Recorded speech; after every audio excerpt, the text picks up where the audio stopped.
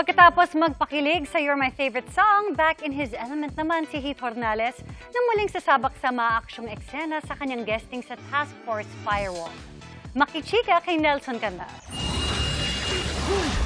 Big Brother! Charm ang hatid ni Heath Hornales as guest star sa Never Say Die. Ulit pa rin tayo ng dati. Poging pa rin. But don't let this pretty face fool you. Dahil palaban sa aksyon ng Sparkle Star na magbabalik sa GMA Prime. This time, makakasama naman niya ang mga agent ng Kapuso action series na Task Force Fireball. In his element si Heath sa maraming eksena at tila pinaghandaan niya raw ito all his life sa pagkakahilig niya sa martial arts na namana niya sa amang aktor at stunt director na si Michael Roy Hornales. I'm super thankful din for my dad na tinuruan niya ako starting young hanggang ngayon, tinuruan niya pa rin ako. Opo, parang mas gamay ko po yung action at sa YMFS nangangati na po ako mag-fight scene.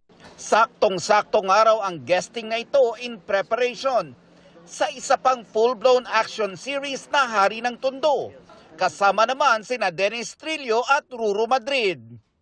Sa kabila ng excitement sa new projects, miss na raw ni Heath ang kanyang mga kaibigan na hindi na niya nakakasama sa taping.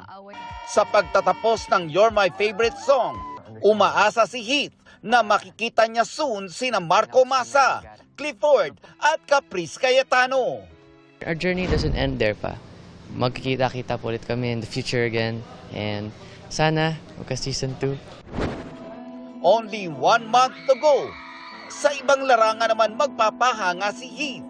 He is set to conquer the concert stage this time sa kanyang Heath's Time concert sa New Frontier Theater.